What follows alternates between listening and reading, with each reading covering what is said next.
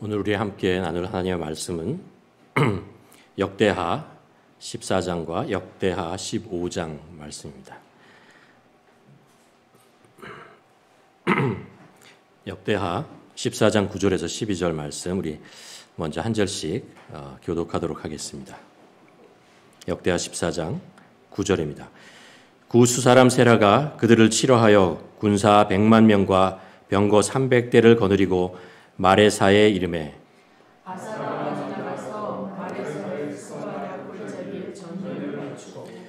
아사가 그의 하나님 여호와께 부르짖어 이르되 여호와여, 힘이 강한 자와 약한 자 사이에는 주밖에 도와줄 리가 없나이다. 우리 하나님 여호와여, 우리를 도우소서. 우리가 주를 의지하며 주의 이름을 의탁하옵고 이 많은 무리를 치러 왔나이다. 여호와여, 주는 우리 하나님이시오니 원컨대 사람이 주를 이기지 못하게 하옵소서 하였더니 여호와께서 구스 사람들을 아사와 유다 사람들 앞에서 치시니 구스 사람들이 도망하는지라. 15장 1절에서 8절 말씀 한 절씩 또 교독하도록 하겠습니다. 역대하 15장 1절입니다. 하나님의 영이 오데스의 아들 아사랴에게 임하매 그가 나가서 아사를 맞아 이르되 아사와 유다와 베냐민의 무리들아 내 말을 들으라. 너희가 여호와와 함께하면 여호와께서 너희와 함께 하실지라. 너희가 만일 그를 찾으면 그가 너희와 만나게 되시려니와 너희가 만일 그를 버리면 그도 너희를 이스라엘에는 참신이 없고 가르치는 제사장도 없고 율법도 없은 지가 오래되나니 이스라엘 하나님 여호와께로 돌아가서 찾으매 그가 그들과 그때에 온 땅의 모든 주민이 크게 요란하여 사람의 출입이 평안하지 못하며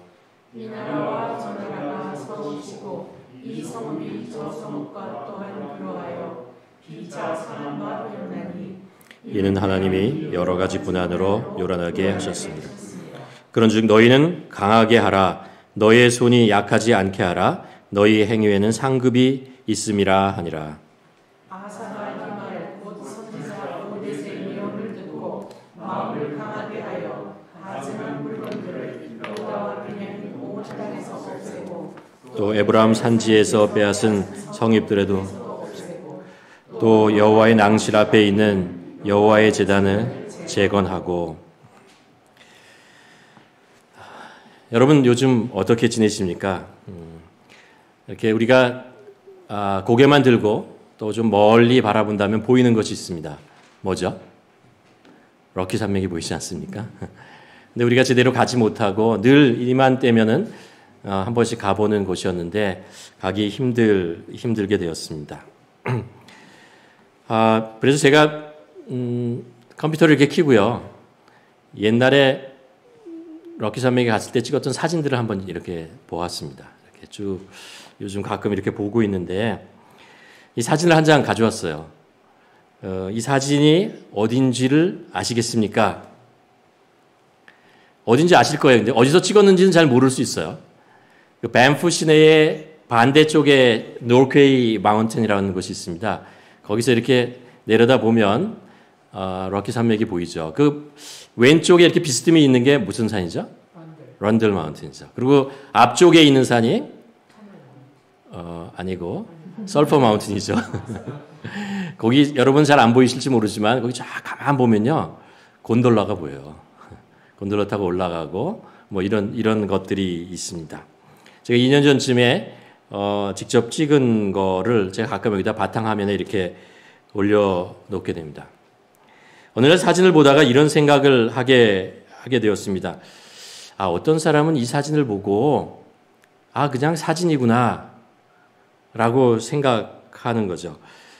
어떤 사람이냐면요, 여기를 가보지 못하는 사람이에요. 그냥 얘기를 듣고 말로만 듣고 이것을 직접 경험하지 못해서 이름만 들어서 이렇게 멋있다, 그리고 좋으네, 그리고 나서 그 다음에 이제 아무 감흥이 없는 것이죠.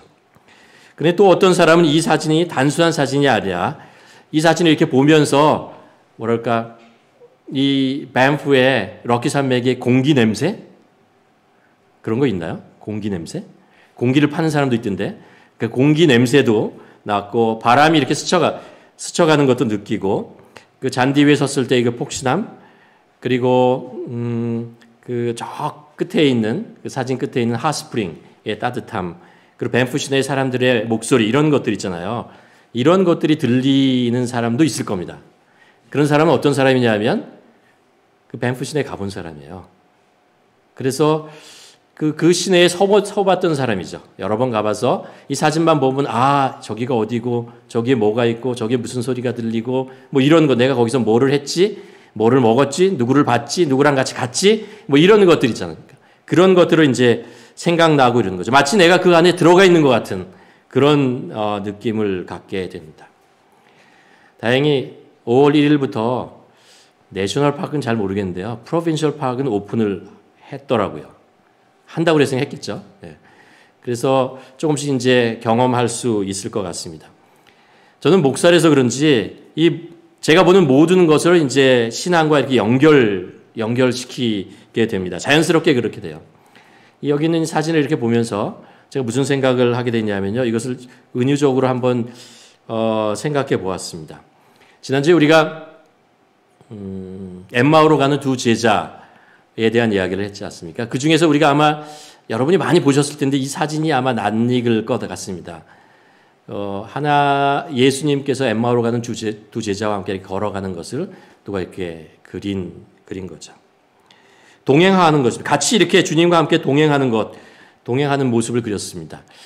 이것도 그런 것 같아요. 어떤 사람은 이 사진을 이렇게 보는 순간, 야, 예수님과 저렇게 동행할 수 있으면 좋겠다. 이렇게 생각하고, 아, 사진 잘 그렸네. 이렇게 생각하며 넘어가는 사람이 있을 것입니다. 그런데 또 그 반면에 어떤 사람이 있냐면, 그래, 맞아. 주님과 동행하는 게 있지. 내가 그렇게 경험해 보았어. 하는 거죠. 예수님과 동행하는 그런 느낌, 경험, 예수님의 목소리, 예수님이 옆에 있을 때 느끼는 그런 것 있지 않습니까? 예를 들면 우리가 성경을 읽을 때 성경 속에서 아, 이건 하나님의 목소리야 라고 들려올 때가 있지 않습니까? 또 기도를 할 때 마치 하나님께서 내 앞에서 나의 기도를 들으시는 것 같은 그런 느낌을 갖게 됩니다. 또 힘들고 어려울 때 동행하시는 주님이 나를 이렇게 안아주시고 같이 걸어가시는, 그래 나는 이게 혼자가 아니야 맞아. 주님께서 함께 하시지 라는 그런 경험하는 거 있잖아요. 여러분 저는 성도 여러분 모두가 그 주님과의 동행이 현장감이 있었으면 좋겠습니다. 아, 난 주님과 함께 걸어가고 있어 라는 그런 것들을 실제로 이제 경험하면서 살아가는 한 분 한 분이 되기를 주님의 이름으로 간절히 축원합니다. 오늘 본문에는요, 오늘 본문이 이제 역대하 4장, 14장, 15장에 있는 내용인데, 아사라는 남유다의 왕입니다. 이 왕은요, 우리가 사실 성경을, 혹시 여러분들이 많이 들어보신지 모르겠지만요, 우리가 많이 들은 거에 비해서, 많이 들어보지 않은 것에 비해서 성경에는 굉장히 많은 장을 차지합니다. 14장, 15장, 16장, 무려 3장에 걸쳐서 아사 왕에 관해서 얘기를 하고 있는 것을 봅니다. 이게 제가 사실은 아침 묵상을 우리 유튜브 채널에서 나오는 것을 계속 들으시는 분은 아시겠지만 5월 1일 날 나눴던 말씀 본문의 내용입니다. 그래서 이렇게 하고 또 아침 기도의 시간에 이렇게 함께 나누면서 이것을 좀 더 우리 주일에 많은 성도님들과 함께 나눴으면 좋겠다. 이게 어쩌면 우리들 한 사람에게 주는 깊은 메시지가 있는 것이다 라는 그런 감동에 와서 여러분에게 또 이 말씀을 나누려고 합니다. 오늘 본문의 남유다의 세 번째 왕이에요. 아사는 세 번째 왕이에요. 그러니까 처음에 그 르호보암이 있고 그리고 그의 아들이 아비야죠. 그리고 그 다음에 아사 왕입니다. 남유다의 왕이요. 전체 그 기간 동안에 남유다의 왕 중에 20명의 왕이 있었습니다. 그 중에 세 번째 왕이면 굉장히 남유다의 역사의 앞쪽에 있는 왕이죠. 근데 이 앞쪽에 있을 때에 발생했던 일들을 가만 보면 그때에 그런 상황 속에 있었구나라는 것도 우리가 느끼게 됩니다. 아사 왕에 대한 평가는 열왕기에도 나오고 그리고 그 역대하에도 이렇게 같이 나옵니다. 근데 이게 약간씩 평가가 달라요. 근데 대체적으로 어떤 평가를 내냐면은 그 아사 왕은 정의롭고 선한 왕이었다라는 말씀을 우리에게 전해줍니다. 아사 왕이요, 사실 그 인생을 가만 보면 인생을 두 부분으로 나눌 수 있습니다. 한 부분은 하나님께 의지했을 때가 있었어요. 그리고 또 한때는 하나님을 의지하지 않았을 때가 있어요. 성경을 읽어보면 아사 왕의 인생이 이렇게 두 개로 나누는 것을 이렇게 볼 수 있습니다. 말씀을 이렇게 묵상하면서 여러분, 우리들의 인생이 하나님과 동행하는 인생이 되기를 바랍니다. 아사 왕은요, 사실 처음에는 하나님과 동행하는 인생을 하다가 말년에 가면서 하나님과 동행하지 않아요. 하나님의 의지하고 41년 동안의 통치를 하거든요. 그러다가 말년에 몇 년 동안은 하나님을 의지하지 않는 모습을 볼 수 있습니다. 그럼 제가 저와 저를 포함해서 모든 분들과 함께 하나님께 간절히 바라는 것은 그것입니다. 지금까지 우리가 어떤 신앙을 생활을 했던 중요한 것은 뭐냐면 지금부터 하나님을 의지하는 삶을 사는 것입니다. 그래서 마지막까지 주님과 의지하는 삶을 살아가는 것, 그것이 중요합니다. 그동안 얼마나 잘 믿었냐, 얼마나 못 믿었냐, 사실 그것은 그렇게 중요하지 않아요. 오늘부터 우리에게 임하신 하나님의 말씀이 우리를 축복하고 또 우리가 하나님을 의지하는 삶을 사시길 간절히 주님의 이름으로 축원합니다. 오늘 아사 왕이요, 하나님을 의지할 때의 이야기입니다. 뭐라고 처음에 시작하냐면요, 우리가 읽지 않았지만 역대하 1장에 보면 이런 말이 나와요. 아사가 왕이 된 후에 10년 동안 평화의 시기를 보냈다라는 이야기를 합니다. 이게 여러분, 이게 평화라는 것과 평안이라는 게 있잖아요. 어떤 차이가 있죠? 여기 몇 분이 계세요. 그래서 이렇게 얼굴을 쳐다보면서 평화라고 하는 것은 겉으로 드러난 거죠. 그렇죠? 평안이라는 것은 우리 안에서 일어나는 것입니다. 그렇죠? 평안이 있다, 평화가 있다. 이 아사 왕의 시간에 10년이라고 하는 것이요, 이스라엘 역사를 가만 보면 평화를 이뤘을 때가 있어요. 그때가 언제냐면요, 이때요. 외국에 있던 강대국이 있잖아요. 아시리아나 아니면 페르시아나 아니면은 바벨론이나 아니면 이집트에 무슨 문제가 생겼을 때요. 그 나라, 그 강대국, 주변에 있던 강대국이 정권을 교체하거나 왕조가 바뀌거나 아니면 그 자체에 문제가 있을 때, 그때 이스라엘은 평화를 얻게 됩니다. 더 이상 쳐들어오지 않아요. 그리고 이제 평화를 누리는 시기를 가지게 되죠. 그러니까 이 평화라고 하는 것이 뭐냐면 사실은 외적인 평화예요. 적들이 쳐들어오지 않는 그 시기가 10년이 있었다라는 것을 얘기하고 있습니다. 그러면서 이제 우리들에게 얘기하는 게 뭐냐면요, 그런데 내면을 바라보면 평화롭지 않았다, 평화는 있지 않았다라는 이야기를 하는 거죠. 그리고 그 10년의 시간, 외부로부터의 어떤 침략도 없이 안전하게 살 수 있었던 시간이 10년이었습니다. 그리고 오늘 14장에서 읽은 본문의 내용이 뭐냐 하면, 그리고 나서 이제 전쟁이 일어나는 거죠. 전쟁이 어디서부터 시작되냐 하면은 이집트의 그쪽에 있던 구스죠. 이디오피아인데 이디오피아에 있던 어떤 민족들입니다. 그 민족들이 쳐들어옵니다. 세라라는 사람이죠. 그 수많은 군대와 병거를 가지고 남유다를 공격하기 시작하는 겁니다. 여러분, 사실 아사 왕도 준비를 하고 있었습니다. 많은 군대를, 성경에 보면은 무려 58만의 군대를 준비하고 있었다라는 이야기를 합니다. 그리고 이제 전쟁을 나갔어요. 나가서 그 세라의 군대를 딱 보는 순간 얼어버렸어요.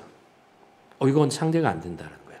수적으로도 상대가 아니고 가지고 있는 병기, 무기 이런 것들이 상대야. 그쪽에는 그 병마가 있는데 여기서 가지고 나가는 건 창, 방패 이런 거예요. 이게 붙어서 되지 않는다라는 것을 알게 되었어요. 절대 열세에 있는 거죠. 또 하나, 그 아사 왕의 할아버지가 있어요. 누구냐면 르호보암이죠. 첫 번째, 남유다의 첫 번째 왕이에요.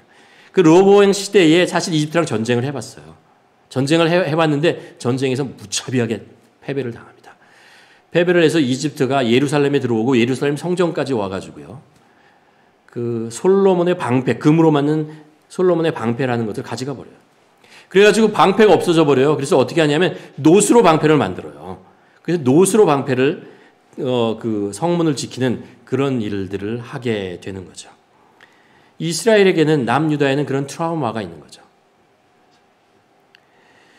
왕, 아사 왕이 구스 군대와 함께 이렇게 대면했을 때 느끼는 것이면 이런 트라우마입니다. 그 두려움이 밀려오게 되는 것입니다.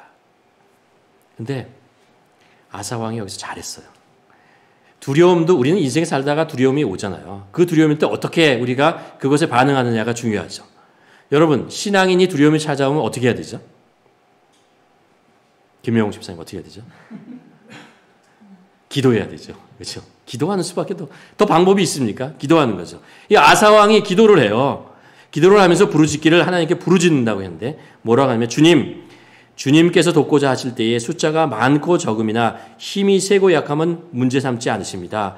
우리가 주를 의지하고 주의 이름으로 이 무리를 물리치러 왔으니 주 하나님, 우리의 하나님, 우리를 도와주십시오. 주님은 우리의 하나님이십니다. 인간이 주님을 이기지 못하도록 해 주십시오. 이 기도, 아사의 기도가 굉장히 유명한 기도거든요. 이 기도를 가만 보면 여러분 하나님께서 누구를 도우시는 줄 아세요?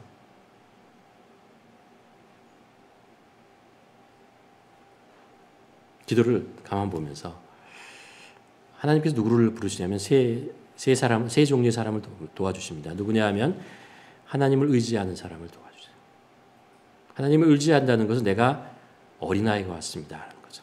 나 연약합니다. 라는 거죠. 하나님 앞에 나 연약합니다. 세상 앞에 나 연약합니다. 라는 거예요. 세상의 유혹 앞에 세상의 그 힘 앞에 나 연약합니다.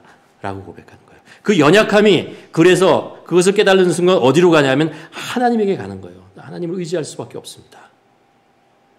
그러니까 누가 하나님의 도우심을 받느냐 하면은 하나님을 의지하는 자가 하나님의 도우심을 받는다는 거예요. 두 번째 누가 하나님의 도우심을 받냐 하면 하나님의 이름을 부르는 자예요. 하나님의 이름이라고 하는 것은 하나님의 영광입니다. 하나님의 능력입니다. 그렇죠? 그 이름이 가지고 있는 그 놀라운 힘과 능력과 영광과 이런 것이죠. 하나님의 가치를 아는 거예요. 하나님이 누구신지를 아는 것이죠. 그 하나님의 가치를 알고 그분을 예배하고 그것을 아는 사람, 그 하나님을 높여드릴 수 있는 사람, 그런 사람을 하나님께서 도와주신다라는 것입니다. 세 번째, 하나님은 누구를 도우시냐면요. 하나님에게 속한 사람이에요. 아사 왕이 뭐라고 얘기하냐면 계속해서 반복해서 이 기도 속에 얘기하는 게 뭐냐? 우리 하나님이에요. 하나님은 우리 하나님입니다. 나는 하나님께 속한 사람입니다. 라고 얘기하는 거죠. 그 존귀하신 하나님, 그 능력의 하나님, 그 세상을 창조하시고 주관하시는 그 하나님에 속한 사람이다. 라는 거죠. 시편 100편에 보면 하나님에 대한 이야기를 고백하면서 이렇게 얘기합니다. 그는 우리를 지으시니요. 우리는 그의 것이요. 그의 백성이요. 그의 기르시는 양입니다. 라고 고백합니다. 여러분 그렇지 않나요? 그렇지 않나요? 우리는 전적으로 하나님께 속해 있는 사람들입니다. 하나님께 속하고 하나님의 통치 아래에 있고 하나님의 능력 아래에 있고 그리고 나는 하나님께 속해 있는 것을 기뻐하는 사람이에요. 이 하나님께 속했다는 것이 뭐냐면 전적으로 하나님께 속했다는 말이에요. 우리가 신학에 대한 이야기를 할 때 양다리를 거친다는 이야기를 자꾸 하잖아요. 이쪽에도 속하고 저쪽에도 속하는 거. 이런 거 말고요. 세상에도 속하고 하나님에도 속하고 때를 따라서 여기서 속하고 또 때가 상황이 바뀌면 여기 속. 이런 거 말고 나는 하나님께 속한 사람입니다. 하나님의 것입니다. 하나님의 기르신 양입니다. 이렇게 고백할 수 있는 사람. 그럴 때 하나님께서 그 기도에 응답해 주신다. 하나님께서 그런 사람들을 도와주시는 것입니다. 주어주신다고 말씀하시는 것입니다. 여러분 하나님께서 아사의 이 간절한 기도를 들으세요. 그래서 응답해 주세요. 그리고 그 구스의 군대를, 그 엄청난 군대를 하나님께서 직접 치시고 물론 이스라엘 군대들이 나가죠. 목숨을 걸고 싸웁니다. 그리고 승리를 합니다. 여기까지 이야기가 이제 전반부에 시작되는 거고요. 그리고 이제 돌아옵니다. 그리고 이렇게 돌아왔을 때 하나님께서 아사 왕에게 중요한 명령을 하나 내리십니다. 무슨 명령이냐면요. 남유다에 편만하게 있는 이 우상들 있잖아요. 우상들을 다 제거하라고 얘기합니다. 이들이 영적으로 너무나 혼탁하게 있다고 얘기합니다. 그래서 그것을 제거해야 된다고 하나님께서 명령을 하십니다. 다시 4장 1절에 보면 그의 시대에 그의 땅에 10년 동안 평안이 있었다. 이 평안이 뭐라고요? 이 평안이요. 우리가 이렇게 생각하면 이게 평안이 그 샬롬이겠구나라고 얘기하지만 아니에요. 원어를 따라가면 샬롬이라는 단어가 아니에요. 아까 얘기한 것처럼 아무 문제가 없이 조용하다라는 뜻이에요. 그냥 조용하게 있었다라는 거예요. 시끄럽지 않고 어지럽지 않고 혼란스럽지 않고 그렇죠. 그래서 아무 일도 일어나고 있지 않은 고요한 때였다라고 얘기합니다. 그러니까 우리가 지금 살고 있는 거랑 비슷해요.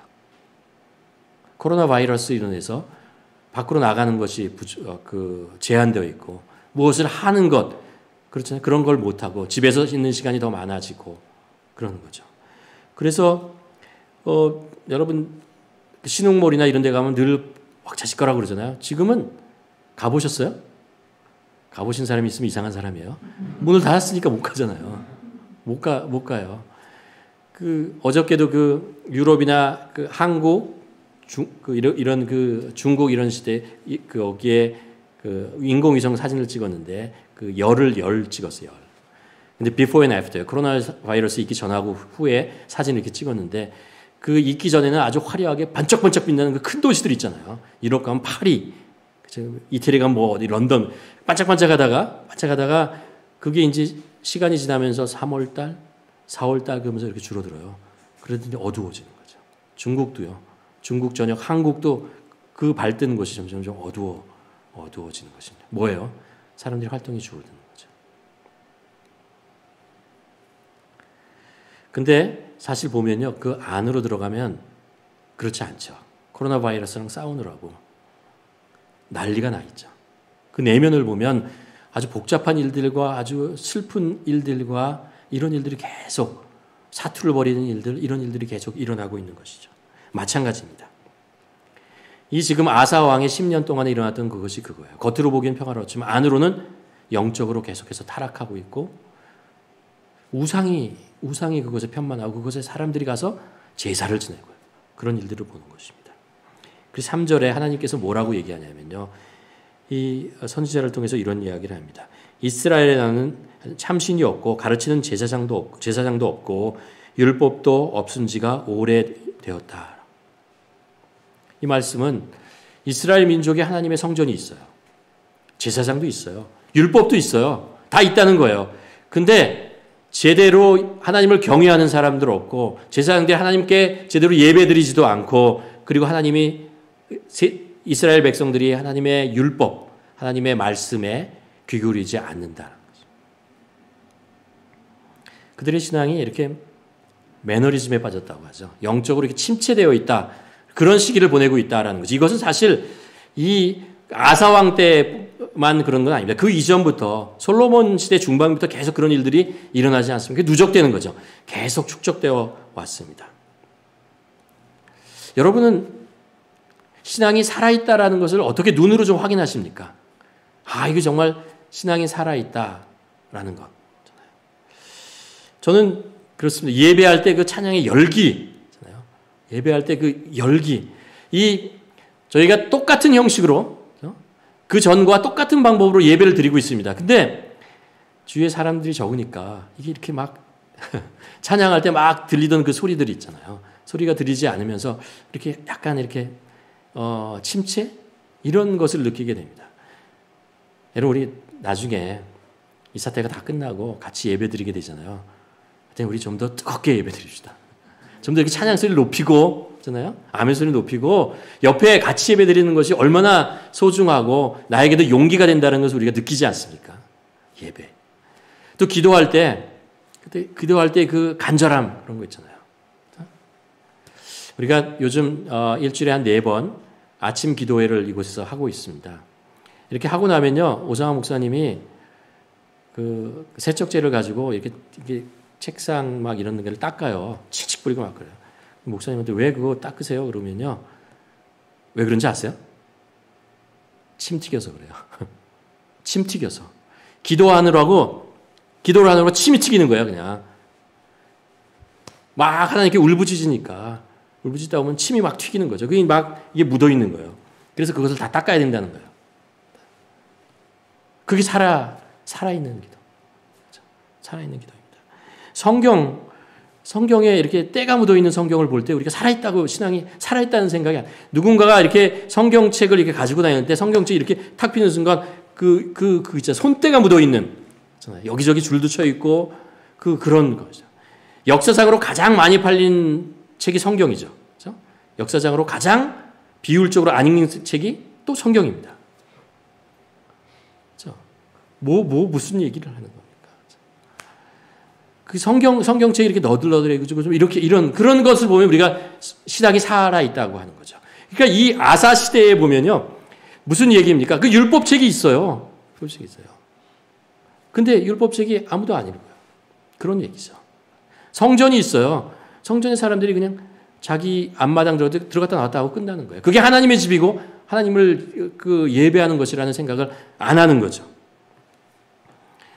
김동호 목사님이 이런 이야기를 한 적이 있어요. 우리가 어렵고 힘들 때, 정말 힘들고 어디로 가야 될지 모르고 그럴 때 우리가 무릎 꿇고 가만히 주님 앞에 있을 때요. 우리 안에 성경 말씀이 생각나고 찬양이 우리에게 생각나서 그것을 부르게 되면 그 말씀을 우리가 고백하게 되면 살아난다라는 거예요. 살아난다. 살아날 수 있다라는 거예요. 그 이전에 들었던 말씀 있잖아요. 많은 말씀들, 그 말씀들이 우리 안에 불렀던 그 찬양들이 우리 안에 쌓이는 거죠. 하나님의 말씀은 여러분 잊을 수는 있어요. 머리가 우리가 이렇게 좋지 않으니까 잊어버릴 수 있어요. 우리가 설교를 하고도 여러분이 잊을 수 있어요. 그러나 없어지는 건 아니에요. 잊혀지는 건 아니라고요. 잃어버리는 건 아니라고요. 우리가 어렵고 힘들 때 성령님께서 그것을 이렇게 생각나게 하신다고요. 그러면은 우리가 살아나는 거예요. 그 성경 말씀이 우리를 살리고 그 찬양이 우리를 살리게 된다는 거죠. 이게 우리가 영적으로 안에 무엇인가 꿈틀거리며 살아있는 그 하나님의 말씀, 생명의 말씀, 찬양이 우리 안에 있는 것이죠. 근데 이 아사왕 때 그런 것이 보이지 않는 거예요. 역사적으로 강대국 나라들이 있는데 강대국 나라들이 무너져가는 것을 보면 겉으로 보면은 이제 외부에서 침입하고 전쟁을 해서 마지막에 없어지는 것 같지만 사실은 그 이전에 오랫동안 이 나라가 안으로부터 무너져가고 있는 겁니다. 무너져가서 껍데기밖에 없는 거죠. 그럴 때 외부에서 침입해 오면 푹 무너지는 것입니다. 솔로몬의 그 왕국이 무너지는 것, 왜 솔로몬 이후에 나라가 두 개로 쪼개집니까? 외부의 모습 때문에 아니에요.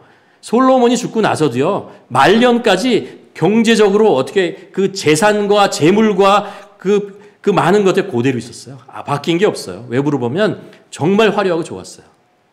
근데 내부에 영적으로 죽어 있으니까 나라가 갈라지는 거죠. 그리고 그 나라가들이 계속 갈라진 나라들이 어려움을 겪게 되는 것입니다. 이 땅에 우상이 흔해지고 백성들이 산당을 향해서 가고 하나님의 율법을 따르지 않는 자가 생기는 것입니다. 하나님께서는 그것을 원하셨습니다. 그거 좀 정비하자라는 거예요. 그거 좀 없애버리자라는 것입니다. 그런데 아사왕은요, 사실 아사왕도 이것을 알고 있었던 것 같아요. 근데 망설이고 있었던 거죠. 선뜻 개혁을 하지 못하는 것입니다. 아마도 성경 말씀이 4장 1절이 우리에게 주는 메시지가 이런 것 같아요. 그 10년간의 평화 시기 때문에 아사왕이 무엇인가를 하려는 것을, 개혁하려는 것을 망설이고 있는 거죠. 겉으로 아무 문제가 없는데 왜 그러세요? 그러는 거죠. 겉으로 평화는 없잖아요. 전쟁도 없고 그냥 평화롭게 살고 있는데 왕이시오 왜 그러십니까? 사람들이 이러면 내가 뭐라고 얘기를 하겠습니까? 이런 마음이죠. 좋은 게 좋은 것이고 그렇잖아요. 이 정도면 괜찮은 거 아니라라는 거죠. 우리도 그렇습니다. 우리도 뭔가를 이렇게 하려고 할 때 겉으로 아무런 문제가 없으면 그냥 놔둬요. 방관하죠. 그냥 놔두자. 괜찮잖아. 라고 하는 거예요. 속으로는 뭔가 있는데 그것을 건드려서 밖으로 나타내지 않으려고 그러는 것이죠. 근데 그런 시기가 쭉 되다가 구스가 쳐들어온 거예요. 그러면서 아사 왕이 정신을 차린 거죠. 이거 뭐야? 라는 것이죠. 그리고 나서 하나님께 간절하게 기도드리는 것입니다. 아니구나. 라는 것입니다. 우리 영적으로 무너졌던 것이 정말 저 상대를, 저 외부를 어떻게 상대할 수 없는 상황이 되었다는 것을 알게 되죠. 이걸 뭐라 그러죠, 우리가? 망치로 한 대 맞았다 그러죠. 빵! 맞게 되는 것입니다. 여러분, 아사왕이요, 만일 전쟁을 하고 이겼어요. 아, 이겼구나. 그래! 하고 만족했으면요, 이거 끝이에요. 또 전쟁 날 거예요. 또 정신을 못 차려요. 하나님의 메시지는 그것이 아니었어요. 그것은 정신을 잃어버린 좋은 게 좋은 거야. 망설이고 내적인 어려움이 있는데 그 무너짐이 있는데 그것을 방관하고 그냥 놔두려고 하는 것을 깨우기 위한 전쟁이었어요. 정신 차리라라는 것입니다. 영적으로 사람들을 흔들어 깨우기 위한 것입니다. 그리고 나서 본격적으로 하나님께서 얘기를 하십니다. 근본적인 문제는 너희들이 영적인 면에 죽어가고 있고 미지근해가고 사라져가고 있는 것이 그것이 문제다. 그것을 네가 고쳐야 된다. 그래야 살 수 있다라고 하나님께서 말씀하시는 것입니다. 하나님께서 구스와의 전쟁을 통해서 이스라엘과 아사양을 흔들어 깨우는 것입니다. 그리고 영적으로 타락해 있는 것을 이 근본적인 문제를 고치려고 하는 거죠. 그때 하나님께서 자비로우신 하나님께서요. 이 아사 왕에게 그 용기를 주기 위해서 선지자를 보내요. 오늘 본문에 보면 오데스의 아들 아사야를 보냅니다. 그리고 나서 2절에 뭐라고 말씀하시냐면 이렇게 하나님께서 아사와 그 이스라엘 백성들을 용기를 주십니다. 너희가 여호와 함께하면 여호와께서 너희와 함께하실지라. 너희가 만일 그를 찾으면 그가 너희와 만나게 되리라. 그러나 너희가 만일 그를 버리면 그도 너희를 버리라. 이상하게 들릴지 모르지만 하나님은 변하지 않아요. 변하는 건 누가 변하면 인간이 변해요. 그렇죠? 인간이 변해요. 그러니까 우리의 신앙이라는 것, 우리의 인생이라는 것은 누구에게 달려있냐면 우리에게 달려있어요. 하나님께서는 우리를 신실하게 지켜주시고 우리를 사랑하시는 분입니다. 근데 우리가 자꾸 떠나니까 그 하나님의 사랑과 하나님의 보호하심과 하나님의 복을 받지 못하는 것입니다. 그러니까 어떻게 보면 신앙이라는 것은 우리 하기 나름이에요. 우리 하기 나름이에요. 뭐라고 얘기할 게 없어요. 인간이 어떻게 하느냐에 따라서 하나님의 축복을 받느냐 못 받느냐, 하나님의 사랑을 받느냐, 하나님의 그 보호하심을 받느냐 못 받느냐라는 거예요. 이게 지금 아사 시대와 그 성경에서 말하는 이 계속 왕조 시대 이야기가 그거잖아요. 하나님은 끝까지 그들을 부르시고 끝까지 그들을 기다려주시고 끝까지 그들과 함께 하십니다. 그런데 이스라엘 백성은 자꾸 떠나요. 왔다 갔다 하는 거예요. 우리가 내 신앙이 왜 이러지? 라고 생각해 보면요. 나 요즘 왜 이렇게 침체되지? 이런 이야기를 생각해 보면 한번 생각해 보셔야 돼요. 내가 하나님을 떠난 것이 아닌가. 하나님께서는 자기 백성에게 이렇게 얘기하자. 나는 너희의 하나님이 되고 너희는 내 백성이다. 변하지 않는 하나님의 약속이잖아요. 이 관계가 우리가 깊이 한번 생각해 보아야 합니다. 하나님께서 아사 왕에게 그것을 얘기하고 있는 것입니다. 여러분 다윗이 하나님의 그 성전을 짓고 싶은 마음이 한 번 있었잖아요. 한 번이 아니죠. 사실 여러 번 있었습니다. 왜냐하면 자기의 성전이 백향목으로 아름답게 지어져 있고 나라가 어느 정도 평화가 되고 그랬습니다. 그리고 나서 이렇게 밖을 내다보니까 그 밖에 하나님의 언약궤가 아직도 텐트에 있는 거예요. 마음이 아팠어요. 그래서 선지자에게 나단 선지자에게 얘기하잖아요. 내가 하나님의 전을 좀 짓고 싶습니다. 라고 할 때 하나님께서 짓지 못하게 하세요. 그렇지만 나단 선지자를 통해서 그 하나님이 다윗의 마음에 대해서 들은 하나님의 그 감동받은 이야기를 해주세요. 그러면서 뭐라고 얘기하시냐면요. 그럼 한번 잘 들어보세요. 성경에 이런 말이 있었어? 라고 생각할지 모르지만 사무엘상 7장에 보면 이런 이야기가 납니다. 하나님께서 나단 선지자를 통해서 다윗에게 하는 말이에요. 나는 그에게 아버지가 되고 그는 내게 아들이 되리라. 하나님께서 뭐라고 하냐면 나는 너의 아버지가 되고 너는 내 자녀가 된다라고 말씀하세요. 그러면서 이어서 뭐라고 말씀하시냐면 그가 만일 죄를 범하면 내가 사람의 매와 인생의 채찍으로 징계하려니와. 왜 징계한다고요? 왜 징계할까요? 아들이니까, 딸이니까 그러는 거예요. 아버지와 아들과의 관계, 자녀의 관계 때문에 징벌하시겠다는 거예요. 계속해서 말합니다. 내가 내 앞에서 물러나게 한 사울에게서 내 은총을 빼앗은 것처럼, 그렇잖아요. 사울이 하나님을 떠났잖아요. 그래서 그 왕위를 뺏었잖아요. 그에게서 빼앗지는 아니하리라고 말씀하세요. 왜 빼앗지 않아요? 자녀니까, 아들이니까 징계를 할 만큼 그 왕위를 내가 뺏지는 않겠다라는 거예요. 하나님과 다윗과의 관계를 그렇게 말씀하시죠. 하나님과 하나님의 백성과의 관계를 그렇게 말씀하시는 거예요. 그렇게 말씀해. 하나님과 우리의 관계가 하나님과 자녀된 관계, 아버지와 부모와 자녀된 관계, 아버지와 아들된 딸 간 그런 관계로 우리를 보신다라는 것입니다. 지금 하나님께서 아사 왕에게 얘기하는 것입니다. 너가 나에 함께하면 내가 너와 함께한다. 마치 그렇잖아요.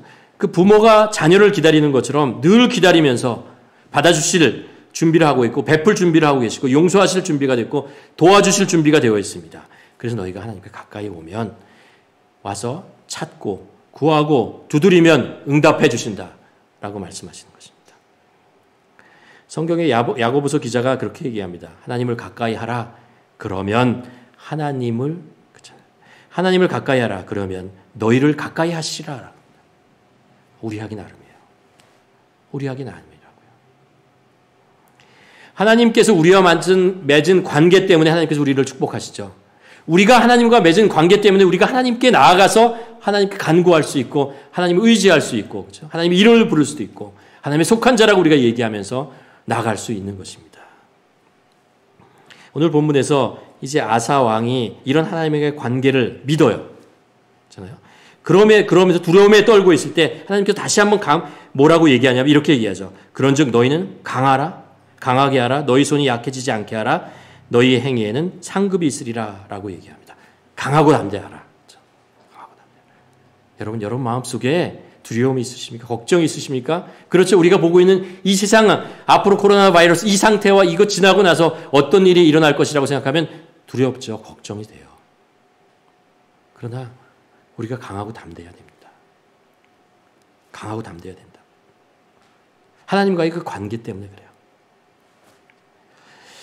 오늘 그 아사 왕의 강하고 담대하라고 말씀하셨을 때 하나님 여호와께서 너희와 함께 하실 것이다 라고 말씀하셨을 때요. 아사 왕이 주춤주춤하는 또 다른 이유가 있어요. 그게 뭐냐 하면 그의 아사 왕의 할머니가 있는데 마아가라는 태우예요. 근데 이 태우가 마아가가 아세라 우상을 숨겼습니다. 이 성경에 보면요, 뭐라고 얘기하냐면 이렇게 얘기를 해요. 아사 왕을 얘기하면서 아사의 어머니가 뭐라고 하냐면 마아가다라고 얘기를 해요. 근데 사실 마아가는 누구의 아내냐 하면요, 그 할아버지는 르호보암의 아내예요. 근데 어머니라고 얘기하는 이유는 뭐냐면요, 아사 왕에게 영향력을 주고 있는 사람이 이 마아가예요. 굉장한 영향력을 주고 있고 아사가 아버지가 3년만 왕을 하고 죽거든요. 그러니까 이 아사가 왕이 되었을 때 어린 나이입니다. 태우였던 마아가가 영향력을 주고 실권을 가지고 계속 장악하고 있어 정치적인 권력을 가지고 있었고 그거 주위에 또 사람들이 모여서 그 정치적인 권력 앞에서 자기의 뜻을 펼치고 영향력을 행사하고 이런 사람들이 있었을 것입니다. 근데 이게 개혁을 하고 뭔가를 그 우상을 제거하려고 그러는데 할머니가 우상을 섬기는 사람이에요. 그러니까 이거 할 수가 없는 거예요. 그 두려움이 그것 때문에 이제 망설이고 있는 것이죠. 그때 이 마아가 가지고 있는 아세라성을 가만 놔두고 다른 지역을 우상을 제거한다. 이게 말이 안 되는 거예요. 하나님께서 그것을 아시고 얘기하는 거예요. 강하고 담대하라. 하나님의 메시지가 뭔지 알았어요. 뭐를 말씀하신지 알았어요. 그래서 아사가 무엇을 하느냐 하면요. 태우가 섬기고 있던 그 아세라성을 부셔버려요. 그것뿐만 아니라 태우를 폐위시켜버려요. 제거해버려요. 정치적으로도 제거해버립니다. 그리고 나서 그 많은 그 땅에 있었던 이스라엘에 있었던 우상들을 제거합니다. 산당들을 제거합니다. 그리고 하나님의 백성들, 이스라엘 백성들을 하나님에게 율법 앞으로 서게 만드는 거죠. 이게 왜 그렇게 할 수 있었냐면요. 하나님의 그 음성을 들었기 때문이에요. 무슨 음성이냐면 이런 거죠. 네 뒤에 내가 있다라는 거예요. 네 뒤에 내가 있다라는 거예요. 여러분 뒤에 누가 계신다고요? 하나님이 계시다라는 거예요. 담대하십시오. 담대하셔야 됩니다. 그리고 말씀하시죠. 너희 행위에는 상급이 있으리라는 것이다. 성공할 것이다. 이 이야기를 듣고 해요. 그리고 개혁을 하고, 그렇죠? 그리고 나서 그 땅의 우상들을 제거합니다.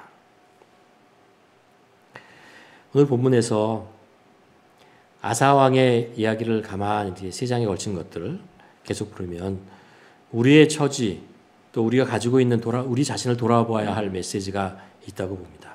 여러분, 우리는 지금 어떤 상황에 처해 있습니까? 코로나 바이러스뿐만 아니라 우리가 가지고 있던 어떤 상황들이 각 개인에게 가지고 있던 상황들이 있지 않습니까?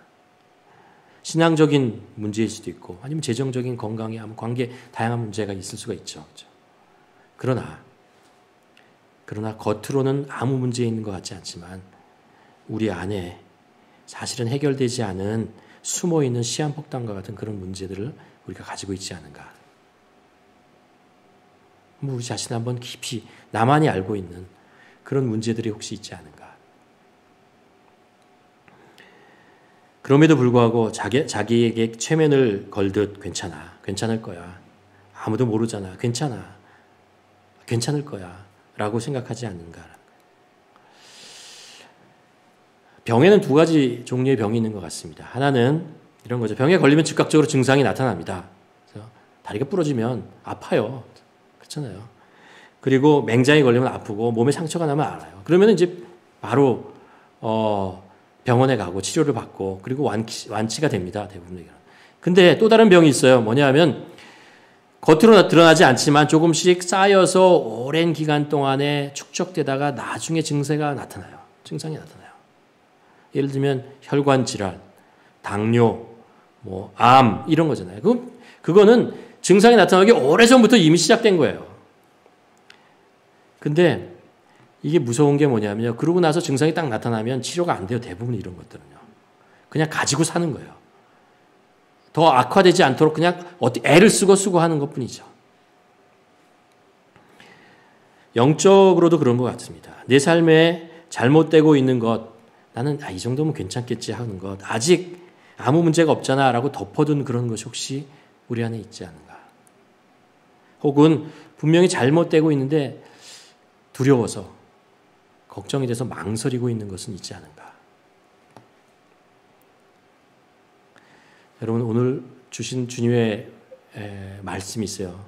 아사왕에게 했던 약속이 있어요. 뭐냐면 너희가 하나님과 함께하면 하나님께서 너희에게 함께 하신다. 너희가 만일 그를 찾으면 그가 너희와 만나주리라. 그렇기 때문에 너희는 강하라. 담대하라라는 것입니다. 너희 손을 약하게 하지 말라는 거예요. 이게 무슨 얘기입니다. 저 약해 못해요. 이렇게 얘기하지 말라는 거예요. 이제 더 이상. 왜요? 하나님께서 함께 하시니까 이제 그렇게 엄살 피우고 난 못해요. 약하니까 이렇게 얘기하지 말라. 이 겸손은 이 마당에 겸손하지 말라라는 거예요. 그거 겸손이 아니고요. 회피하는 거라는 거예요. 도망가고 있는 거라는 거예요. 할 수 있다라는 거예요. 왜요? 내 뒤에 하나님이 계시니까. 있겠다는데 왜 계속해서 못하겠다라고 얘기하는 것이잖아요. 그렇지 않다라는 거예요. 하나님께서 이런 약속의 말씀을 주시고 네 뒤에 내가 있다라고 말씀하시면 용기를 내야죠. 그리고 나가야죠. 나가야 됩니다. 아사왕이 구스와의 전쟁이 있잖아요. 그거 하나님께 간절히 구했어요. 그리고 하나님께서 마음을 주셨죠. 이제 이길 수 있겠다. 근데 만일 그래도 눈을 뜨고 보니까 안 되겠는데요. 그래서 다시 눈을 감아 기대해요. 그런 눈을 떴는데 또 안 되겠는데 이러고 있지 말라라는 거죠. 하나님께서 약속해 주셨으면 나가라는 거예요. 전쟁에 나가라는 거예요. 담대하게 싸우라는 거예요. 성령님이 우리 안에 계시지 않느냐. 5월 1일부터 지난 목요일부터 코로나 바이러스로 다쳤던 사회적인 여러 가지 것들이 이제 조금씩 열리고 있습니다. 그렇죠? 아까 말씀드린 것처럼 프로빈셜 파크가 열리고 조금씩 열리고 있습니다. 그리고 5월 14일이 되면 또 다른 것들 조금씩 열리게 됩니다. 한편으로 환영할 일이고 굉장히 좋은 일입니다. 얼마나 이걸 기다렸어요, 조금씩.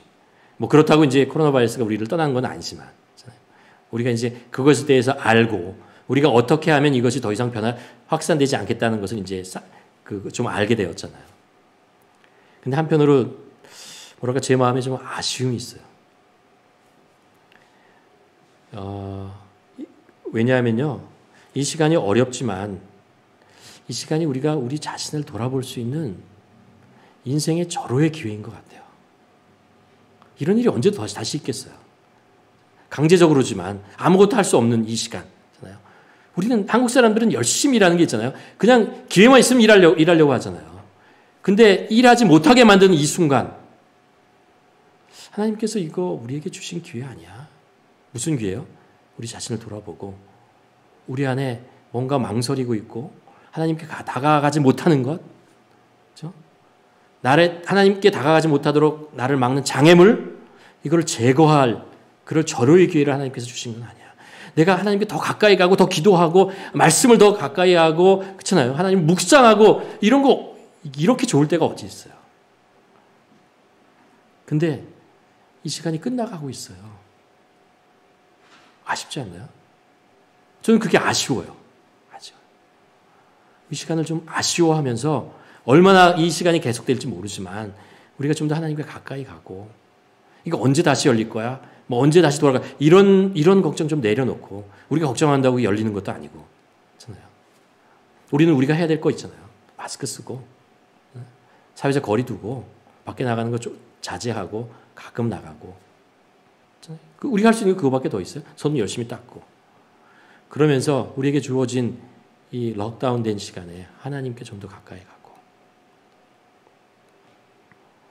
내면을 돌아보며 우리 인생을 좀 더 성찰해보고, 신앙적인 면이 아니라고 생각해도요, 우리 인생을 좀 더 성찰해볼 시간 아닌가라는 거예요.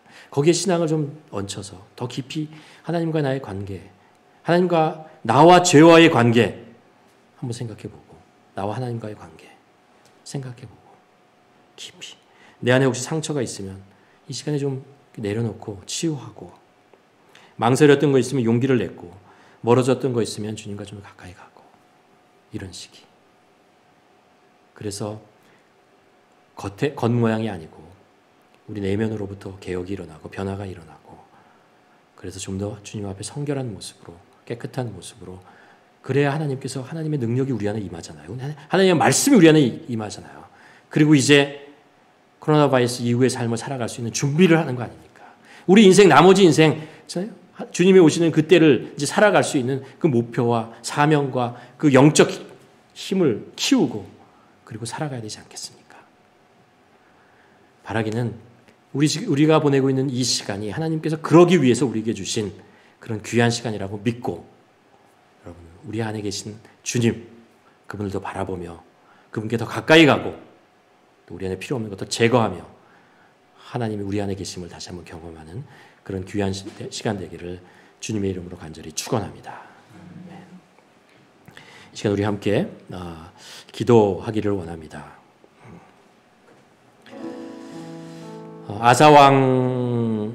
아사왕의 그 평화의 시기, 10년의 평화 시기가 전쟁으로부터 망가진 것 같지만 사실은 영적으로 죽어가는 그 시대를 깨우기 위한 하나님의 망치, 종소리였다는 것을 우리가 기억해야 할 것입니다. 그리고 그것에 임하시고 그것을 이기게 하신 하나님께서 이제 아사왕에게 너희 안에 있는, 이 민족 안에 있는 우상들을 제거하자, 산당들을 제거하자, 하나님의 말씀 앞으로 나가자, 우리의 내면을, 우리의 영을 깨우자라고 말씀하셨던 것처럼, 이 시간 우리가 코로나 바이러스로 럭다운된 이 시간에 하나님께서 우리에게 메시지를, 이것이 우리에게 주시는 하나님의 망치 소리를 우리가 듣고 하나님을 깨어나게 하여 주시옵소서. 하나님의 음성 앞에 나아갈 수 있도록 도와주시오. 이 시간 동안에 우리가 정말 절호의 기회로 생각하고 하나님의 우리 인생을 성찰하고 하나님의 말씀을 우리가 좀 더 보고 하나님의 음성을 좀 들으며 하나님께 나아가는, 그래서 우리 안에 죄를 제거하고 하나님께 더 깨끗한 모습으로 나아가고 하나님께 더 가까워지는, 하나님이 주시는 그 용기와 힘과 능력을 더욱더 그것으로 우리를 충전하는 그런 시간 되게 하여 주시옵소서. 함께 기도하기를 원합니다.